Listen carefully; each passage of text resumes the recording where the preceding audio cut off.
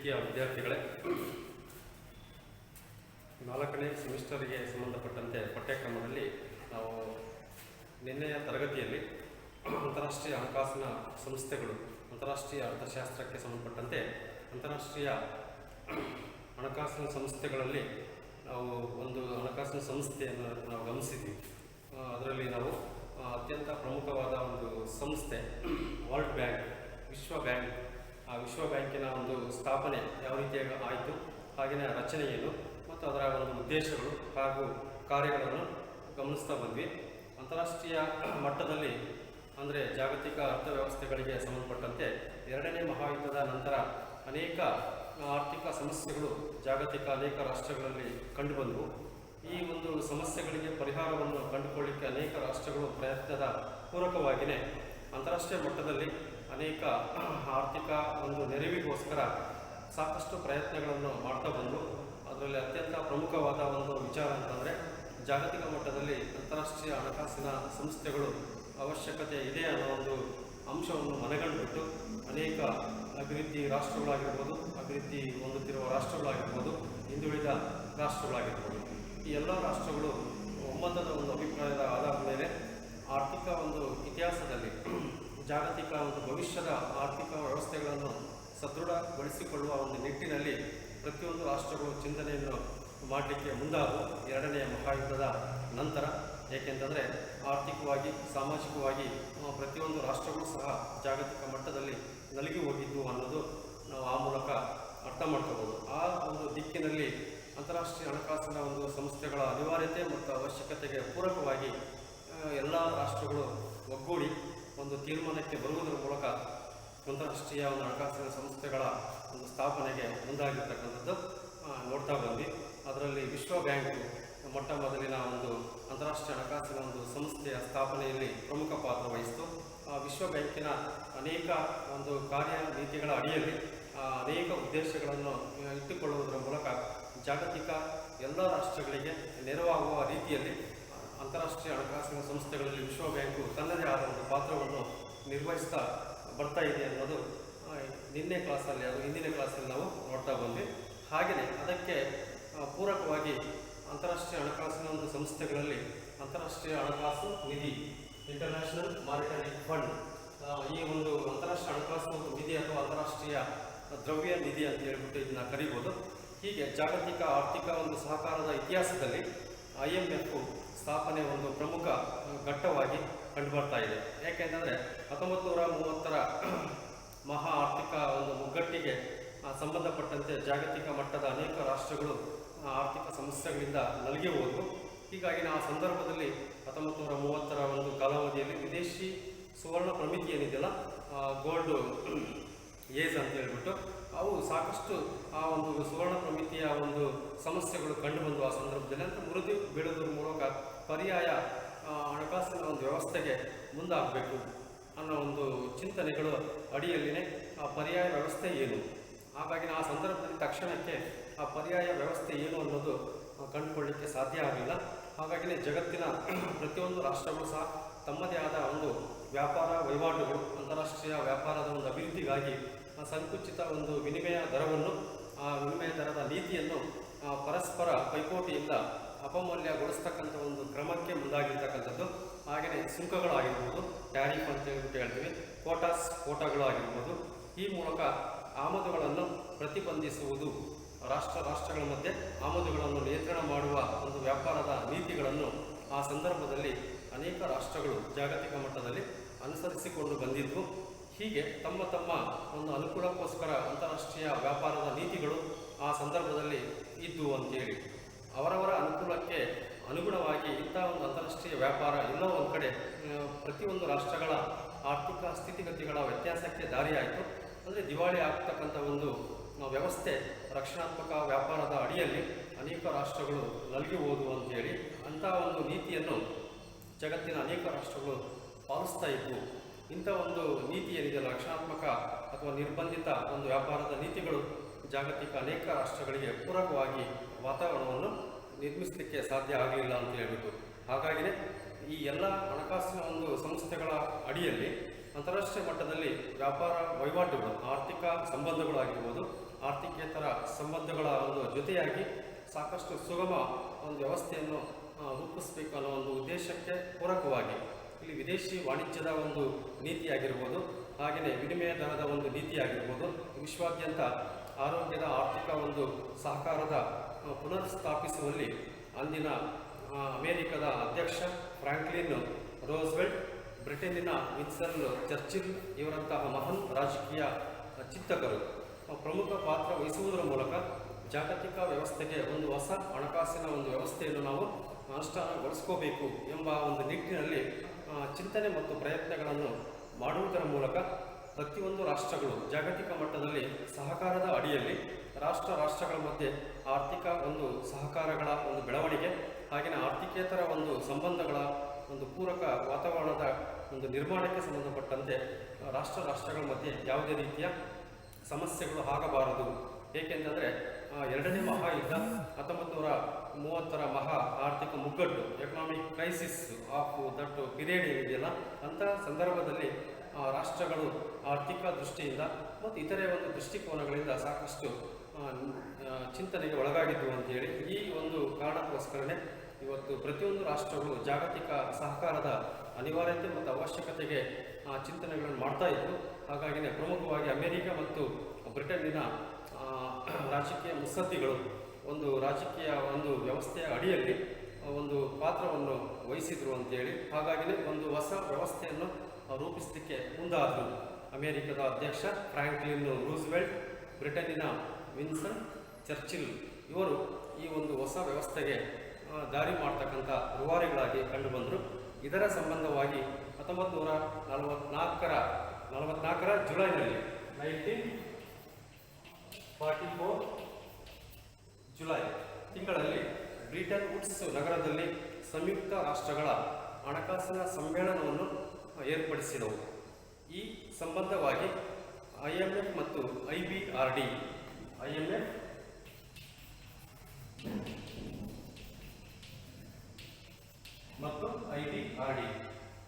ಈ ಎರಡು ವಿತ್ತೀಯ ಸಂಸ್ಥೆಗಳನ್ನು ಸ್ಥಾಪಿಸಲು ನಿರ್ಧಾರವನ್ನು ಕೈಗೊಳ್ಳುವುದರ ಮೂಲಕ 1946ರಲ್ಲಿ IMF ಸಂಘಟನೆಯಾಗಿ 1947 ಮಾರ್ಚ್ನಲ್ಲಿ ಕಾರ್ಯಾರಂಭ ಮಾಡಿತು. IMFನ ಸ್ಥಾಪನೆ 1946, ಕಾರ್ಯಾರಂಭ 1947. ಹೀಗೆ ಹಣಕಾಸಿನ ಒಂದು ಸಂಸ್ಥೆಯಿಂದ ಅಂತಾರಾಷ್ಟ್ರೀಯ ಮಟ್ಟದಲ್ಲಿ ನಾವು ನಿನ್ನೆ ಕ್ಲಾಸಲ್ಲಿ ನೋಡಿದಾಗ ವಿಶ್ವ ಬ್ಯಾಂಕಿನ ಒಂದು ಸ್ಥಾಪನೆ 1946ರಲ್ಲಿ ಅದು ಜಾರಿಗೊಳಿಸುವುದರ ಮೂಲಕ ಆ ಸಂಸ್ಥೆಯನ್ನು ಕಾರ್ಯಾರಂಭ ಮಾಡಿತು. ಅದೇ ರೀತಿಯಾಗಿ IMF ಏನಿದೆಯಲ್ಲ, ಇಂಟರ್ನ್ಯಾಷನಲ್ ಮಾನಿಟರಿ ಫಂಡ್ ದ್ರವ್ಯ ನಿಧಿ 1947ರಲ್ಲಿ ಮಾರ್ಚ್ನಲ್ಲಿ ಕಾರ್ಯಾರಂಭ ಮಾಡುವುದರ ಮೂಲಕ ಅನೇಕ ಉದ್ದೇಶಗಳ ಅಡಿಯಲ್ಲಿ ಅಂತಾರಾಷ್ಟ್ರೀಯ ಹಣಕಾಸಿನ ಸಂಸ್ಥೆಗಳು ಅಂತ ಏನು ಕರಿತೀವೋ ವಿಶ್ವ ಬ್ಯಾಂಕಿನ ಉದ್ದೇಶಗಳು ಅದರ ಕಾರ್ಯಗಳ ಅಡಿಯಲ್ಲಿ ಜೊತೆಯಾಗಿ ಅಂತಾರಾಷ್ಟ್ರೀಯ ಹಣಕಾಸು ನಿಧಿನೂ ಸಹ ಅಷ್ಟೇ ಪ್ರಮುಖವಾದ ಪಾತ್ರವನ್ನು ವಹಿಸಲಿಕ್ಕೆ ಮುಂದಾಯಿತು ಅಂತೇಳಿ. ಹೀಗಾಗಿಯೇ 1947ರ ಮಾರ್ಚ್ನಿಂದ ಈ ಒಂದು IMF ತನ್ನ ಕಾರ್ಯವನ್ನು ಪ್ರಾರಂಭಿಸುವುದರ ಮೂಲಕ ಹಲವಾರು ಉದ್ದೇಶಗಳನ್ನು ಭವಿಷ್ಯದ ಆರ್ಥಿಕ ಒಂದು ರಾಷ್ಟ್ರಗಳು ತಮ್ಮದೇ ಆದ ಒಂದು ಸಹಕಾರದ ಅಡಿಯಲ್ಲಿ ಆರ್ಥಿಕ ಅಭಿವೃದ್ಧಿಗೆ ಮುಂದಾಗ್ತಕ್ಕಂಥ ಒಂದು ಉದ್ದೇಶಗಳ ಒಂದು ಮೂಲಕ ಈ ಒಂದು ಸಂಸ್ಥೆ ಕಾರ್ಯಾರಂಭ ಮಾಡಲಿಕ್ಕೆ ಮುಂದಾಯಿತು. ಹೀಗಾಗಿಯೇ IMFನ ಉದ್ದೇಶಗಳು ಏನು ಅನ್ನೋದು ನೋಡ್ತಾ ಹೋಗೋಣ. ಇಷ್ಟು IMF ಸ್ಥಾಪನೆ ಆಗಿರ್ತಕ್ಕಂಥ ಮೂಲ ಒಂದು ವಿಚಾರಗಳು ಅಂತೇಳಿ. ಹಾಗೆ ಅದರ ಉದ್ದೇಶಗಳು ಏನು, objectives of international monetary funds, ಅದರ ಒಂದು ಉದ್ದೇಶಗಳು. ಅನೇಕ ಉದ್ದೇಶಗಳನ್ನು ಇಟ್ಟುಕೊಂಡು ಅಂತಾರಾಷ್ಟ್ರೀಯ ಹಣಕಾಸು ನಿಧಿ ತನ್ನ ಒಂದು ಸಂಸ್ಥೆಯ ಕಾರ್ಯಚಟುವಟಿಕೆಗಳ ಒಂದು ಆಧಾರಕ್ಕೆ ದಾರಿಯಾಯಿತು ಅಂತೇಳಿ. ಆ ಉದ್ದೇಶಗಳು ಯಾವ್ಯಾವುದು ಒನ್ ಬೈ ಒನ್ ನೋಡ್ತಾ ಹೋಗೋಣ. ನಂಬರ್ 1, ಅಂತಾರಾಷ್ಟ್ರೀಯ ವಿತ್ತೀಯ ಸಹಕಾರ ಗೊತ್ತಾಗಿಲ್ಲ ಅಂದರೆ ಹಣಕಾಸಿನ ಒಂದು ಸಹಕಾರದ ಒಂದು ರೀತಿ ನೀತಿಗಳು ಹೇಗಿರಬೇಕು ಎಂಬ ಉದ್ದೇಶವನ್ನು ಇಟ್ಕೊಂಡ್ಬಿಟ್ಟು ಅಂತಾರಾಷ್ಟ್ರೀಯ ಮಟ್ಟದಲ್ಲಿ ರಾಷ್ಟ್ರಗಳ ಮಧ್ಯೆ ಸಹಕಾರದ ಮೂಲಕ ಹಣಕಾಸಿನ ಒಂದು ನೀತಿ ನಿಯಮಗಳನ್ನು ಹೊಂದುವುದರ ಅಡಿಯಲ್ಲಿ ತಮ್ಮ ಒಂದು ಕಾರ್ಯಚಟುವಟಿಕೆಗಳನ್ನು ನಿರ್ವಹಿಸಲಿಕ್ಕೆ ಅದು ಮುಂದಾಯಿತು ಅಂತೇಳಿ ಈ ಉದ್ದೇಶ ಇಟ್ಕೊಂಡು ಈ ಸಂಸ್ಥೆಯನ್ನು ಸ್ಥಾಪನೆ ಮಾಡಿರ್ತಕ್ಕಂಥ ಒಂದು ಅಂಶ ಅಂತೇಳಿ. ಎರಡನೇದಾಗಿ ಹೊಸ ಸಮದರಗಳ ಒಂದು ಸ್ಥಿರತೆಯನ್ನು ಕಾಪಾಡುವುದು ಅಂತೇಳಿ. ಅಂದರೆ ಇಲ್ಲಿ ಏನು ಫಾರಿನ್ ಎಕ್ಸ್ಚೇಂಜ್ ರೇಟ್ ಏನಿದೆಯಲ್ಲ, ವಿದೇಶಿ ವಿನಿಮಯ ದರ ತನ್ನದೇ ಆದ ಒಂದು ಕಾರ್ಯವನ್ನು ಮಾಡ್ತಾ ಇತ್ತು. ಅಂದರೆ ವಿದೇಶಿ ವಿನಿಮಯ ದರಗಳು ಸಮ ಪ್ರಮಾಣದಲ್ಲಿ ಸಮತೋಲನ ರೀತಿಯಲ್ಲಿ ಸ್ಥಿರತೆಗೆ ಮುಂದಾಗ್ತಕ್ಕಂಥ ಒಂದು ಆದ್ಯತೆ ಉದ್ದೇಶಕ್ಕೆ ಪೂರಕವಾಗಿ ಅಂತಾರಾಷ್ಟ್ರೀಯ ಹಣಕಾಸು ನೀತಿ ಈ ಉದ್ದೇಶ ಇಟ್ಕೊಂಡ್ಬಿಟ್ಟು ರಾಷ್ಟ್ರಗಳ ಮಧ್ಯೆ ಈ ಒಂದು ವಿದೇಶಿ ವಿನಿಮಯ ಸಮತೋಲನವನ್ನು ನಿರಂತರವಾಗಿ ಕಾಪಾಡಿಕೊಳ್ತಕ್ಕಂಥ ಒಂದು ಉದ್ದೇಶಕ್ಕೆ ಈ ಒಂದು ಸ್ಥಾಪನೆ ಆಯಿತು ಅಂತೇಳಿ. ಮೂರನೇದಾಗಿ ವಿನಿಮಯ ದರ ನಿಯಂತ್ರಣವನ್ನು ನಿವಾರಿಸುವುದು. ಅಂದರೆ ವಿದೇಶಿ ವಿನಿಮಯ ದರಗಳು ರಾಷ್ಟ್ರಗಳ ಮಧ್ಯೆ ಈ ಸಂಸ್ಥೆ ಸ್ಥಾಪನೆ ಆಗೋದಕ್ಕಿಂತ ಮುಂಚೆ ವಿನಿಮಯ ದರಗಳಲ್ಲಿ ಸಾಕಷ್ಟು ವ್ಯತ್ಯಾಸಗಳನ್ನು ರಾಷ್ಟ್ರಗಳ ಮಧ್ಯೆ ನೋಡ್ತಾ ಇದ್ವಿ. ಹಾಗಾಗಿನೇ ವಿನಿಮಯ ದರ ನಿಯಂತ್ರಣವನ್ನು ಮಾಡುವುದರ ಮೂಲಕ ಆ ರಾಷ್ಟ್ರಗಳ ಆರ್ಥಿಕ ಮತ್ತು ಹಣಕಾಸಿನ ಒಂದು ಸ್ಥಿತಿಗತಿಗಳ ಉತ್ತಮತೆಗೆ ಆಧಾರವಾಗಬೇಕು ಅನ್ನೋ ಒಂದು ಉದ್ದೇಶ ಇಟ್ಕೊಂಡ್ಬಿಟ್ಟು ವಿನಿಮಯ ದರದ ನಿಯಂತ್ರಣವನ್ನು ನಿವಾರಿಸುವುದರ ಅಡಿಯಲ್ಲಿ ತಮ್ಮ ಒಂದು ಸಂಸ್ಥೆಯ ಸ್ಥಾಪನೆಗೆ ಮುಂದಾಗಿರ್ತಕ್ಕಂಥದ್ದು ಅಂತೇಳಿ. ಹಾಗೆಯೇ ನಾಲ್ಕನೇದಾಗಿ ಕೇಂದ್ರೀಕೃತ ಬಹುಪಕ್ಷೀಯ ವ್ಯಾಪಾರ ಪಾವತಿ ಶುಲ್ಕಿನ ಮರುಪಾವತಿಯ ವ್ಯವಸ್ಥೆ ಅಂತೇಳಿ ಸೆಂಟ್ರಲೈಸ್ಡ್ ಮಲ್ಟಿಪರ್ಪಸ್ ಟ್ರೇಡ್ ಪಾಲಿಸಿ ಅಂತ ಹೇಳ್ತಾರೆ. ಅಂದರೆ ಕೇಂದ್ರೀಕೃತ ಒಂದು ವ್ಯಾಪಾರ ವಹಿವಾಟುಗಳು, ಬಹುಪಕ್ಷೀಯ ವ್ಯಾಪಾರ ವಹಿವಾಟುಗಳು ಅಂತೇಳಿ ರಾಷ್ಟ್ರಗಳ ಮಧ್ಯೆ ವ್ಯಾಪಾರದ ನೀತಿ ನಿಯಮಗಳು ಸರಳವಾಗಿ, ಹಾಗೆಯೇ ಯಾವುದೇ ರೀತಿಯ ಪಾವತಿ ಶುಲ್ಕಿನಲ್ಲಿ ವ್ಯತ್ಯಾಸ ಆಗದ ರೀತಿಯಲ್ಲಿ ಪಾವತಿ ಶುಲ್ಕಿನ ಒಂದು ಮರುಪಾವತಿಯ ಒಂದು ವ್ಯವಸ್ಥೆಗೆ ಅನುಗುಣವಾಗಿ ಉದ್ದೇಶ ಇಟ್ಕೊಂಡ್ಬಿಟ್ಟು ಅಂತಾರಾಷ್ಟ್ರೀಯ ಹಣಕಾಸಿನ ಒಂದು ನಿಧಿ ಸ್ಥಾಪನೆಯಾಗಿರ್ತಕ್ಕಂಥದ್ದು ನಾವು ಕಾಣ್ಬೋದು. ಯಾಕೆಂತಂದರೆ ಜಾಗತಿಕ ಮಟ್ಟದ ಆರ್ಥಿಕ ಒಂದು ಸಮಾನತೆ, ಹಾಗೆಯೇ ಪ್ರತಿಯೊಂದು ರಾಷ್ಟ್ರಗಳು ಸಹ ಇದರ ಸಹಕಾರವನ್ನು ಪಡೆಯುವುದರ ಮೂಲಕ ಆರ್ಥಿಕ ಒಂದು ಪ್ರಗತಿಯನ್ನು ಸಾಧಿಸಲಿಕ್ಕೆ ಅಂತಾರಾಷ್ಟ್ರೀಯ ವ್ಯಾಪಾರ ಅತ್ಯಂತ ಒಂದು ಪೂರಕ ಅಂತೇಳಿ. ಹಾಗಾಗಿನೇ ಅಂತಾರಾಷ್ಟ್ರೀಯ ವ್ಯಾಪಾರಕ್ಕೆ ಸಂಬಂಧಪಟ್ಟಂತೆ ಪಾವತಿ ಶುಲ್ಕು ಯಾವುದೇ ಕಾರಣಕ್ಕೂ ವ್ಯತ್ಯಾಸಕ್ಕೆ ಒಳಪಡಬಾರದು. ಪಾವತಿ ಶುಲ್ಕಿನ ಸಮಸ್ಯೆ ಕೆಲವು ರಾಷ್ಟ್ರಗಳಿಗೆ ಆರ್ಥಿಕವಾಗಿ ಸಹಾಯಕವಾಗ್ತವೆ, ಕೆಲವು ರಾಷ್ಟ್ರಗಳಿಗೆ ನಷ್ಟ ಆಗ್ತವೆ.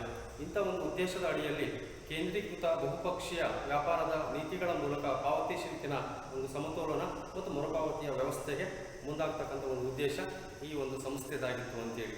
ಹೀಗಾಗಿ ಇದು ಒಂದು ಉದ್ದೇಶ. ನೆಕ್ಸ್ಟ್ ಒಂದು ಅಂತಾರಾಷ್ಟ್ರೀಯ ವ್ಯಾಪಾರವನ್ನು ಪ್ರೋತ್ಸಾಹಿಸುವುದು. ಅಂತಾರಾಷ್ಟ್ರೀಯ ಹಣಕಾಸು ನಿಧಿಯ ಉದ್ದೇಶಗಳಲ್ಲಿ ಇದು ಒಂದು ಅಂತೇಳಿ.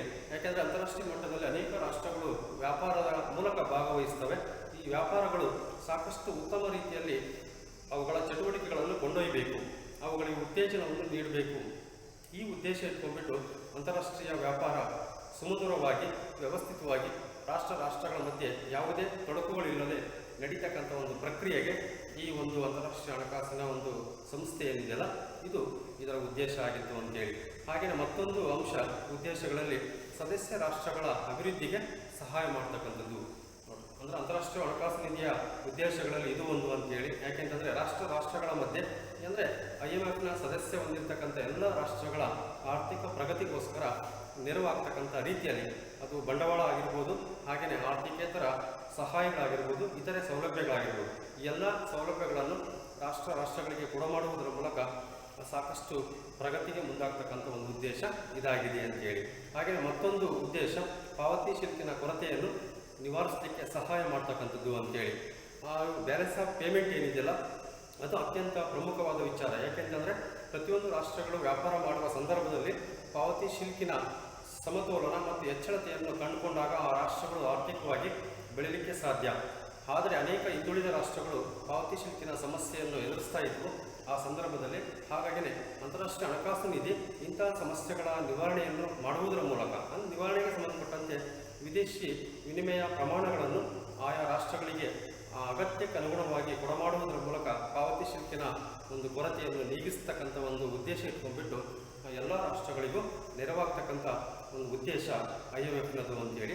ಹೀಗಾಗಿನೇ ಇದರ ಒಂದು ಉದ್ದೇಶದಲ್ಲಿ ಇದು ಒಂದು ಅಂತೇಳಿ. ಹಾಗೆಯೇ ಮತ್ತೊಂದು ಉದ್ದೇಶ ಅಭಿವೃದ್ಧಿಶೀಲ ರಾಷ್ಟ್ರಗಳಿಗೆ ಬಂಡವಾಳವನ್ನು ನೀಡುವುದು. ಅಂದರೆ IMFನ ಒಂದು ಮುಖ್ಯ ಉದ್ದೇಶಗಳಲ್ಲಿ ಇದು ಒಂದು ಅಂತೇಳಿ. ಯಾಕೆಂದರೆ ಜಾಗತಿಕ ಮಟ್ಟದ 2ನೇ ಮಹಾಯುದ್ಧದ ನಂತರ ಏನು ಸಮಸ್ಯೆಗಳನ್ನು ನೋಡ್ತಾ ಬಂದವು ಆ ಸಮಸ್ಯೆಗಳಲ್ಲಿ ಅಭಿವೃದ್ಧಿಶೀಲ ರಾಷ್ಟ್ರಗಳಿಗೆ ಹೆಚ್ಚಾಗಿ ಸಮಸ್ಯೆಗಳು ಕಾಡ್ತಾ ಬಂದವು.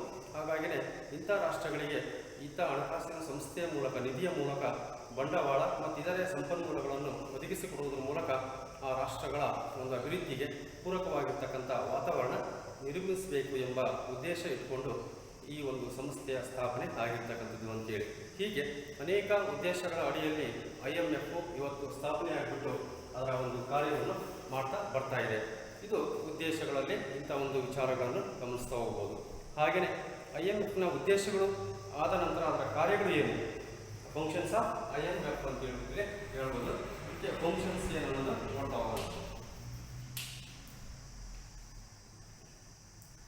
ಅಂತಾರಾಷ್ಟ್ರೀಯ ಮಟ್ಟದಲ್ಲಿ ಅಂತಾರಾಷ್ಟ್ರೀಯ ಒಂದು ಹಣಕಾಸು ಸಂಸ್ಥೆಗಳಲ್ಲಿ ವಿಶ್ವ ಬ್ಯಾಂಕ್ ಯಾವ ರೀತಿಯಾಗಿ ತನ್ನ ಕಾರ್ಯವನ್ನು ನಿರ್ವಹಿಸ್ತಾ ಬರ್ತಾ ಇದೆಯೋ ಅದೇ ರೀತಿಯಾಗಿ ಅದಕ್ಕೆ ಸಹಕಾರಿಯಾಗಿ IMF ಅಷ್ಟೇ ಪ್ರಮುಖವಾದ ಒಂದು ಪಾತ್ರ ಅಥವಾ ಕಾರ್ಯವನ್ನು ನಿರ್ವಹಿಸ್ತಾ ಬರ್ತಾ ಇದೆ. ಹಾಗಾಗಿನೇ ಅಂತಾರಾಷ್ಟ್ರೀಯ ಹಣಕಾಸು ನಿಧಿಯ ಒಂದು ಪ್ರಮುಖ ಕಾರ್ಯಗಳು ಏನು ಅನ್ನೋದು ಒಂದೊಂದಾಗಿ ನೋಡ್ತಾ ಹೋಗೋಣ.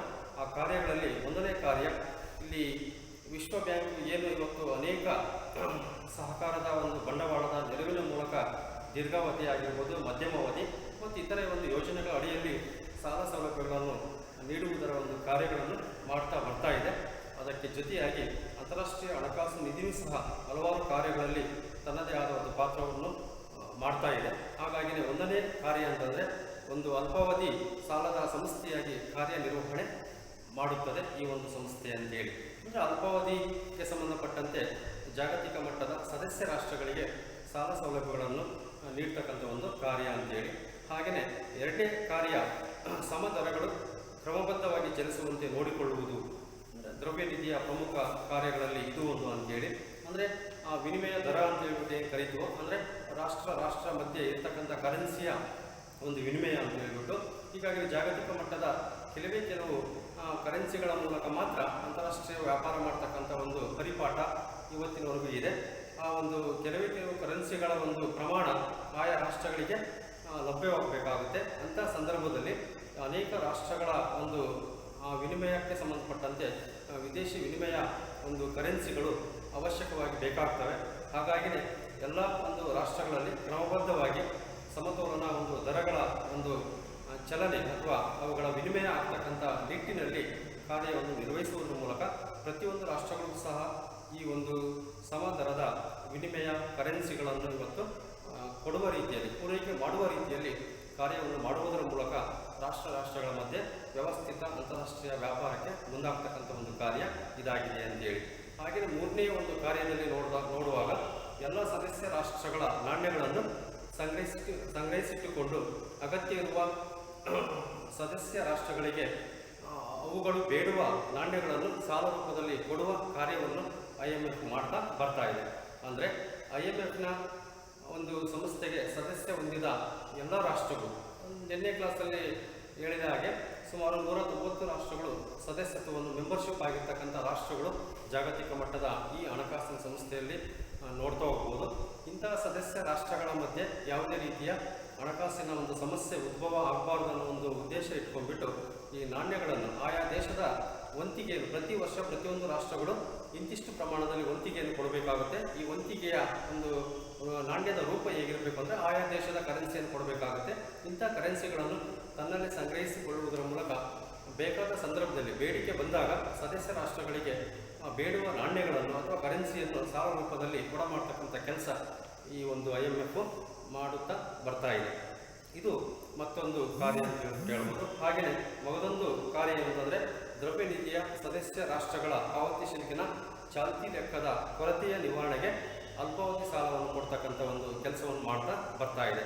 ಅಂದರೆ ಪಾವತಿ ಶುಲ್ಕಿನ ಸಮಸ್ಯೆ ಕಂಡುಬರ್ತಕ್ಕಂಥ ರಾಷ್ಟ್ರಕ್ಕೆ ಆ ಒಂದು ತುರ್ತಾಗಿ ಅಥವಾ ಅಲ್ಪಾವಧಿಗೆ ಸಂಬಂಧಪಟ್ಟಂತೆ ಆ ಚಾಲ್ತಿ ವ್ಯವಸ್ಥೆಗೆ ಸಂಬಂಧಪಟ್ಟಂತೆ ಆ ಒಂದು ಕೊರತೆ ಆಗಬಾರ್ದು, ಚಾಲ್ತಿ ಒಂದು ಕೊರತೆ ಉಂಟಾಗಬಾರ್ದು ಅನ್ನೋ ಒಂದು ಉದ್ದೇಶ ಇಟ್ಕೊಂಡ್ಬಿಟ್ಟು ಅಲ್ಪಾವಧಿ ಸಾಲವನ್ನು ಕೊಡುವುದರ ಮೂಲಕ ಪಾವತಿ ಶುಲ್ಕಿನ ಕೊರತೆಯನ್ನು ನೀಗಿಸಿಬಿಟ್ಟು ಅಂತಾರಾಷ್ಟ್ರೀಯ ವ್ಯಾಪಾರಕ್ಕೆ ಆ ರಾಷ್ಟ್ರಗಳು ಮುಂದಾಗುವ ಒಂದು ಕ್ರಮಕ್ಕೆ ಮುಂದಾಗುತ್ತೆ ಅಥವಾ ಕಾರ್ಯವನ್ನು ನಿರ್ವಹಿಸುತ್ತೆ ಅಂತಾರಾಷ್ಟ್ರೀಯ ಹಣಕಾಸು ನಿಧಿ ಅಂತ ಹೇಳ್ಬಿಟ್ಟು ಹೇಳ್ಬೋದು. ಹೀಗಾಗಿಯೇ ಈ ಒಂದು ಹಣಕಾಸು ನಿಧಿಯಲ್ಲಿ ಆಯಾ ರಾಷ್ಟ್ರಗಳ ಪ್ರತಿ ವರ್ಷ ಇಂತಿಷ್ಟು ಪ್ರಮಾಣದಲ್ಲಿ ಸದಸ್ಯ ರಾಷ್ಟ್ರಗಳಿಗೆ ಪಾವತಿ ಶುಲ್ಕಿನ ಒಂದು ಸಮಸ್ಯೆಗಳನ್ನು ಗಮನಿಸಿಬಿಟ್ಟು ಹಣಕಾಸಿನ ನೆರವು ಸಾಲದ ರೂಪದಲ್ಲಿ ಅದು ಅಲ್ಪಾವಧಿಗೆ ಮಾತ್ರ ನೀಡ್ತಕ್ಕಂಥ ಒಂದು ಕಾರ್ಯ ಅಂತ ಹೇಳ್ಬಿಟ್ಟು ಇದು ಒಂದು ಕಾರ್ಯ ಅಂತೇಳಿ.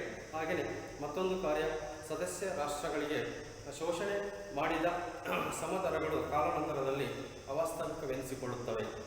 ಅಂದರೆ ಯಾವ ರಾಷ್ಟ್ರವೂ ಸಹ ಈ ಒಂದು ನಿಧಿಯ ಸದಸ್ಯತ್ವವನ್ನು ಹೊಂದಿರತಕ್ಕಂಥ ರಾಷ್ಟ್ರಗಳ ಮಧ್ಯೆ ಸಮದರಗಳ ಅಡಿಯಲ್ಲಿ ಅಂತಾರಾಷ್ಟ್ರೀಯ ವ್ಯಾಪಾರಕ್ಕೆ ಮುಂದಾಗ್ತಕ್ಕಂಥದ್ದು ದ್ರವ್ಯ ನಿಧಿಯ ಸಂಬಂಧಪಟ್ಟ ರಾಷ್ಟ್ರಗಳ ಸಹಕಾರದಿಂದ ಸಮದರಗಳನ್ನು ಪುನರ್ ನಿರ್ಮಿಸುವುದು ಮತ್ತು ಜೊತೆಗೆ ದೀರ್ಘಾವಧಿ ಪಾವತಿ ಶಿಲ್ಕಿನ ಸಮತೋಲನವನ್ನು ಕಾಪಾಡಿಕೊಳ್ತಕ್ಕಂಥ ಒಂದು ಕೆಲಸ ಮಾಡ್ತಾ ಬರ್ತಾ ಇದೆ ಅಂತೇಳಿ. ಅಂದರೆ ರಾಷ್ಟ್ರಗಳ ಮಧ್ಯೆ ಯಾವುದೇ ರೀತಿಯ ಪಾವತಿ ಶಿಲ್ಕಿನ ಸಮಸ್ಯೆ ಆಗಬಾರ್ದು, ಸಮದರಗಳಲ್ಲಿ ವ್ಯತ್ಯಾಸ ಆಗಬಾರ್ದು. ಜಾಗತಿಕ ಮಾರುಕಟ್ಟೆಯಲ್ಲಿ ಅಂದರೆ ಈ ಒಂದು ವಿನಿಮಯ ಮಾರುಕಟ್ಟೆಯಲ್ಲಿ ಆ ಒಂದು ದೀರ್ಘಾವಧಿಯ ಸಮಸ್ಯೆಗೆ ಸಂಬಂಧಪಟ್ಟಂಥ ರಾಷ್ಟ್ರಗಳಿಗೆ ಆ ಒಂದು ವಿನಿಮಯ ದರಗಳ ಸಮಸ್ಯೆಗಳನ್ನು ನಿವಾರಿಸಲಿಕ್ಕೆ ಅವುಗಳ ಪುನರ್ ನಿರ್ಮಾಣಕ್ಕೆ ಮುಂದಾಗ್ತಕ್ಕಂಥ ಕಾರ್ಯವನ್ನು ಮಾಡುವುದರ ಮೂಲಕ ದೀರ್ಘಾವಧಿ ಪಾವತಿ ಶಿಲ್ಕಿನ ಸಮತೋಲನಕ್ಕೆ ಮುಂದಾಗಬೇಕೆಂಬ ಅಡಿಯಲ್ಲಿ ಇವತ್ತು ಕಾರ್ಯವನ್ನು ನಿರ್ವಹಿಸ್ತಾ ಬರ್ತಾ ಇದೆ. ಇದು ಒಂದು ಕಾರ್ಯ ಅಂತ ಹೇಳ್ಬಿಟ್ಟು ಇಲ್ಲಿ ಹೇಳ್ಬೋದು. ಹಾಗೆಯೇ ಕೊನೆಯ ಒಂದು ಕಾರ್ಯ ಏನು ಹೇಳುತ್ತೆ ಅನ್ನೋದು ನೋಡ್ತಾ ಹೋಗೋಣ. ಯಾವುದೇ ವಿಶಿಷ್ಟ ರೀತಿಯ ದ್ರವ್ಯತೆಯ ಒಂದು ಪಾವತಿ ಶಿಲ್ಕಿನ ಕೊರತೆ ಹಾಗೆಯೇ ಅಭಿವೃದ್ಧಿಗೆ ಸಂಬಂಧಪಟ್ಟಂತೆ ಸಮಸ್ಯೆಗಳನ್ನು ಎದುರಿಸುವ ರಾಷ್ಟ್ರಗಳು ಏನಿದಾವಲ್ಲ ಅವುಗಳನ್ನು ಇಲ್ಲಿ ಚರ್ಚೆಗೆ ಆಹ್ವಾನಿಸುವುದರ ಮೂಲಕ ಸಂಬಂಧಿಸಿದ ಹಲವಾರು ಸಮಸ್ಯೆಗಳನ್ನು ನಿವಾರಿಸಿಕೊಳ್ಳುವುದರ ಮೂಲಕ ವ್ಯವಸ್ಥಿತವಾದ ಒಂದು ಸಹಾಯ ಅಥವಾ ನೆರವನ್ನು ಅಂತಾರಾಷ್ಟ್ರೀಯ ಹಣಕಾಸು ನಿಧಿ ಸಮಸ್ಯಾತ್ಮಕ ರಾಷ್ಟ್ರಗಳಿಗೆ ಕೊಡಮಾಡುವುದರ ಮೂಲಕ ತಜ್ಞರನ್ನು ನೇಮಿಸಿಕೊಳ್ಳುವುದರ ಮೂಲಕ ತಜ್ಞರ ಮೂಲಕ ಅವು ಆ ರಾಷ್ಟ್ರಗಳ ಒಂದು ಸಾಕಷ್ಟು ಸಮಸ್ಯೆಗಳಿಗೆ ಪರಿಹಾರವನ್ನು ಕಂಡುಕೊಳ್ತಕ್ಕಂಥ ನಿಟ್ಟಿನಲ್ಲಿ ತಜ್ಞರು ಸಾಕಷ್ಟು ಪೂರಕವಾದ ಒಂದು ವಾತಾವರಣ ನಿರ್ಮಾಣ ಮಾಡ್ತಕ್ಕಂಥ ನಿಟ್ಟಿನಲ್ಲಿ IMFಗೆ ಸಹಾಯ ಮಾಡುವುದರ ಮೂಲಕ IMF ಇಂಥ ರಾಷ್ಟ್ರಗಳ ಸಮಸ್ಯೆಗಳನ್ನು ಹೋಗಲಾಡಿಸ್ತಕ್ಕಂಥ ಒಂದು ರೂಪದಲ್ಲಿ ಸಾಲ ಸೌಲಭ್ಯಗಳಾಗಿರ್ಬೋದು, ಬಂಡವಾಳ ಆಗಿರ್ಬೋದು, ಇತರೆ ಒಂದು ಸಹಾಯವನ್ನು ಮಾಡುವುದರ ಮೂಲಕ ಅನೇಕ ಕಾರ್ಯಗಳನ್ನು ಇವತ್ತು ನಿರ್ವಹಿಸ್ತಾ ಬರ್ತಾ ಇದೆ. ಈ ಆಧಾರದಲ್ಲಿ ಈ ಒಂದು ಅಂತಾರಾಷ್ಟ್ರೀಯ ಹಣಕಾಸು ನಿಧಿ ಅಂತಾರಾಷ್ಟ್ರೀಯ ಮಟ್ಟದಲ್ಲಿ ಒಟ್ಟಾರೆ ನಾವು ಹೇಳಬೇಕು ಅಂತಂದರೆ ಪ್ರತಿಯೊಂದು ಸದಸ್ಯ ರಾಷ್ಟ್ರಗಳಲ್ಲಿ ಸಂಪನ್ಮೂಲಗಳ ಒಂದು ಅಭಿವೃದ್ಧಿ, ಉತ್ಪಾದನೆ, ಉದ್ಯೋಗದ ಒಂದು ಪ್ರಮಾಣದ ಹೆಚ್ಚಳ ಮತ್ತು ಜನಗಳ ನೈಜ ತಲಾ ಆದಾಯದ ಹೆಚ್ಚಳಕ್ಕೆ ಮುಂದಾಗುವುದರ ಮೂಲಕ ಅಥವಾ ಕಾಳಜಿ ವಹಿಸುವುದರ ಮೂಲಕ ಅಂತಾರಾಷ್ಟ್ರೀಯ ಹಣಕಾಸು ನಿಧಿ ಜಾಗತಿಕ ಮಟ್ಟದ ಸದಸ್ಯ ರಾಷ್ಟ್ರಗಳಿಗೆ ಸಾಕಷ್ಟು ಪ್ರಮಾಣದಲ್ಲಿ ಪ್ರಯೋಜನಕಾರಿಯಾಗಿ ಕಂಡುಬರ್ತಕ್ಕಂಥ ಒಂದು ಸಂಸ್ಥೆ ಇದಾಗಿದೆ ಅಂತ ಹೇಳ್ಬಿಟ್ಟು ಹೇಳ್ಬೋದು. ಇಷ್ಟು ಈ ಒಂದು ಪಠ್ಯಕ್ರಮ.